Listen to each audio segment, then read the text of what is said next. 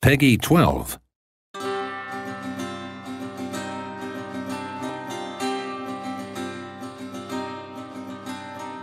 Hello EU4 fans, I'm Martin Anvard, and I'd like to tell you a little bit about the Cossacks, which is the 6th major expansion for Europa Universalis 4. The central feature of the new expansion is estates, which adds internal politics. Estates are power groupings in your country, such as the nobility, the church, or actually even the aforementioned Cossacks. Estates exist in your country and have varying degrees of influence and loyalty depending on how you treat them and whether you grant them land to control. Land that they control will be autonomous. You will not be able to fully control it yourself, but will give various benefits, such as increasing trade power if you give provinces to your merchants. Keeping the estates loyal is important, as a powerful estate that is your friend is a valuable asset, but a powerful estate that is your enemy will cause all sorts of problems in your country. However, it is important not to let the estates grow too powerful, as an estate that has amassed enough power will attempt to grab power in the country and take control away from you.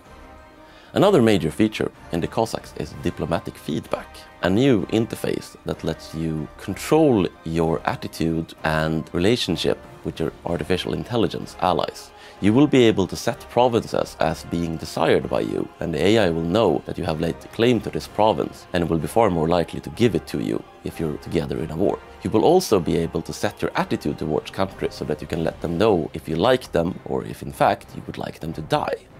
In addition to this, there is a new concept in diplomatic feedback called favors.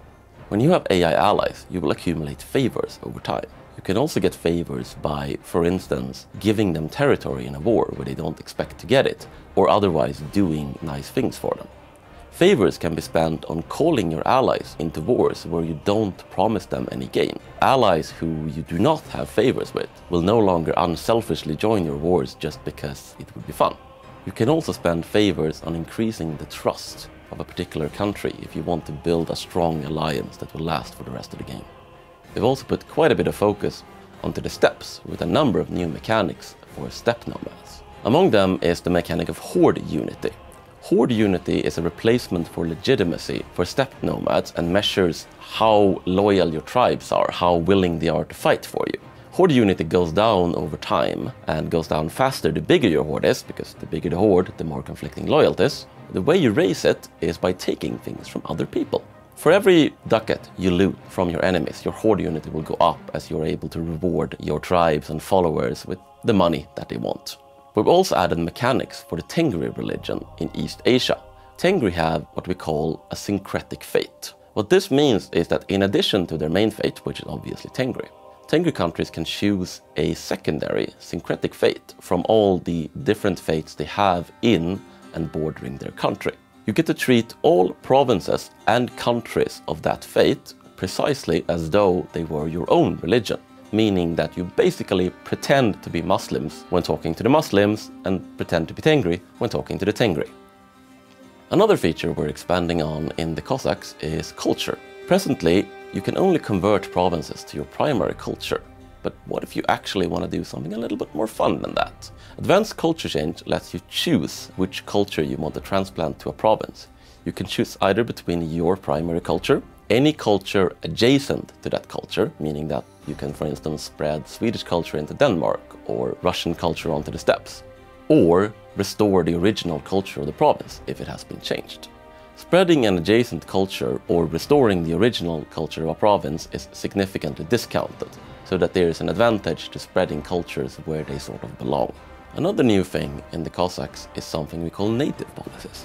Native policies let you choose how you want to treat the natives living in provinces that you are colonizing. The coexistence policy basically means that you decide to coexist with the natives. What this means is that the natives will not attack, but because you're actually letting them keep all the nice land instead of taking it for yourself, your colony growth will be slower.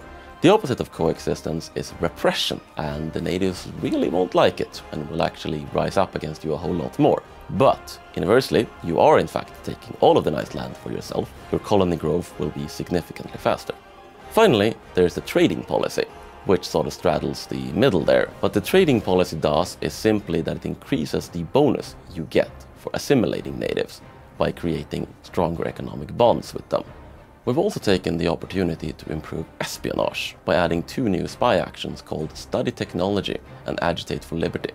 Both of these are unlocked by the espionage idea group. Agitate for Liberty lets you send a spy to the subject of another country. As long as that spy remains undiscovered, the liberty desire in that country will tick up, meaning that the country will become increasingly more concerned with independence, and might in fact declare an independence war. So if your enemy has a particularly troublesome lesser union partner, you might want to send a spy there to tell them, guys would really be better off on your own. Study Technology lets you send a spy to a country that is more technologically advanced than you. In each category, administrative, diplomatic and military, where they are at least 2 levels ahead of you, you will gain 1 monarch power each month, meaning that if you, for instance, are a bit of a backwards country because you have just westernized, you will be able to use spies to catch up. The Cossacks will be coming to a step near you in late 2015.